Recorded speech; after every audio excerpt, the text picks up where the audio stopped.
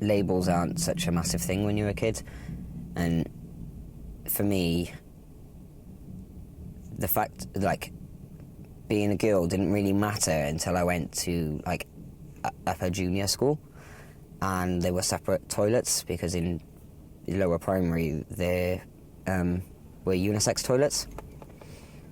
So I wasn't really bothered by all of that, and it was when I went into upper, and I remember there were separate toilets, and I really hated it, because that's when girls started becoming really girly and boys started becoming knobheads and, you know, things like that. So it's like, for me, gender became really defined in upper junior, and it was like all of a sudden boys were playing football and girls were gossiping and doing whatever, and I didn't fit in with what the girls were doing, but I wasn't allowed to be with the boys because I wasn't a boy. And so for me, I feel like I missed out on having true friends, I guess you could say. I never really fitted in a group, and I didn't have best friends' houses that we didn't have sleepovers and things like that, because I didn't have anyone that I was really close to, purely because I didn't fit in anywhere.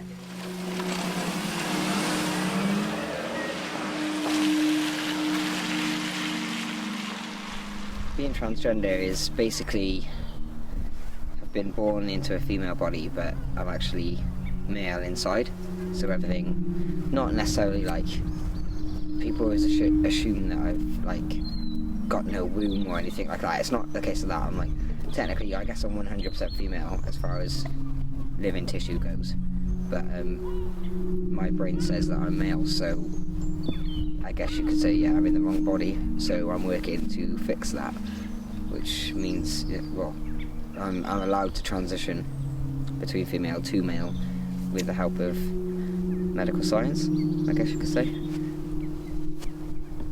I don't know a better way to describe it than that. There was a lot of happy times in my childhood that sometimes when life is too much, you just want to go back to those places when you felt happy.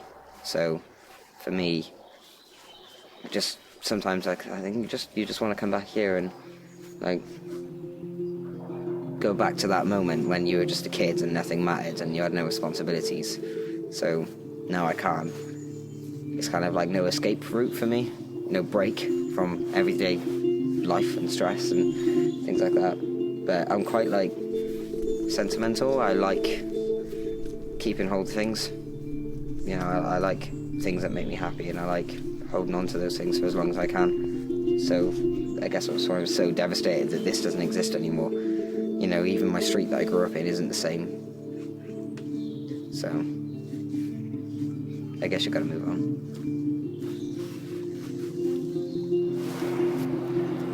I'm really gutted.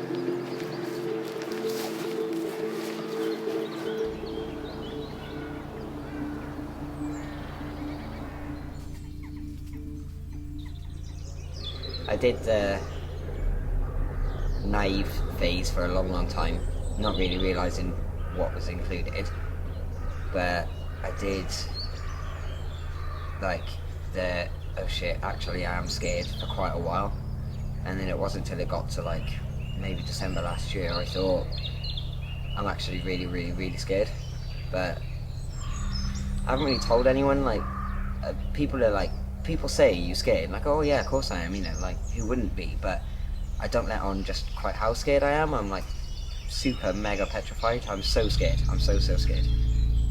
It actually frightens me, and I'm not gonna lie, it's crossed my mind to say, you know, do you really need to go through this because I'm that scared? But I know I have to, and it sucks because I wish there was another way. I hate the fact I've got to go through this. And you know, loads of people always say, well, it's a choice and stuff, and it is a choice, but it's not at the same time. It is totally my choice if I have surgery or not, but if I don't have my surgery, then I'm choosing to be unhappy, and I'm choosing to be incomplete. So for me, on the other end of the scale, it's not a choice. It's something I have to go through. As scared as I am, I just got to do it, you know. So I just hope it all goes well. Yeah, this is the day I discovered I was different from everybody else, is when I was dared to roller skate naked down the street, and it was me and one of the boys. And I literally, stupidest idea of my life, but I took my top off, which is fine because I always had my top off. And then I took my trousers down, and then so did this guy, and I was like, oh shit, we're not the same. And obviously they knew that I was different, and it sounds so stupid, but I didn't. And that was the first time I ever felt dysphoric, really, you know, properly. But I did it anyway. I roller skated all the way down to the bottom of the street, naked. And then I just remember going into a state of confusion from that point on till about now. So yeah, pretty crap, but quite a defining moment for me.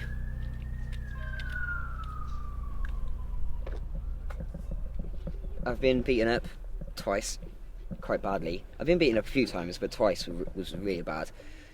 Once was in Barry, and basically I was walking to the shop, a really simple task, and I got what I needed in the shop, and I was walking back, and I had to go through a lane that was about 5 meters long. It wasn't even that big, and a child came up to me and started calling me names, and by this point my hair was really short, and she started calling me names, and I was like, sorry, you know, you're a child. And I went to push her to one side so I could carry on walking, and then another girl who was about my age accused me of hitting her little sister, which obviously I didn't do.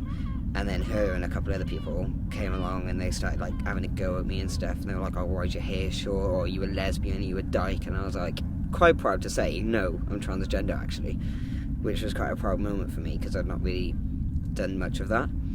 And then they couldn't understand what it meant, and I was like, not being naive, I was like, I genuinely thought I could possibly be a guy at that point.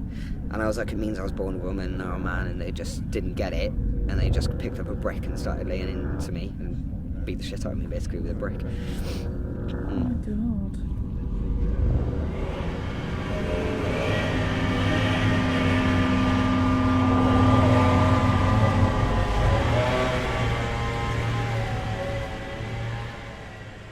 It was the day after my 21st birthday, actually, that I took an overdose.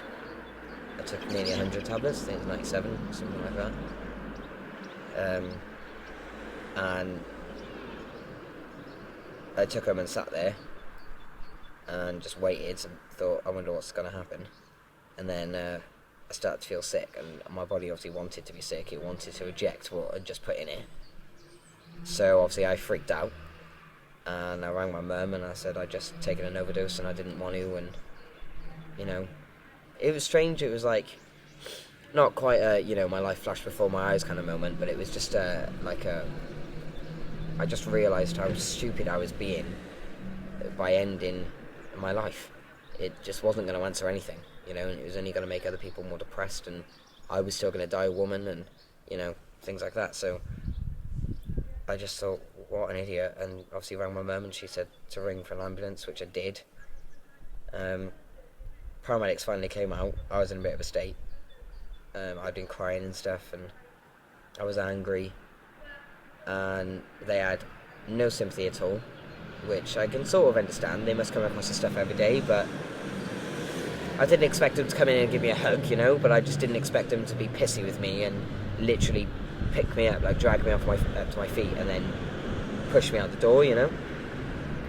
So it's kind of like I was at that point in my life where I thought no one cares and nothing matters, and then 2 paramedics came in and just proved my point exactly, you know.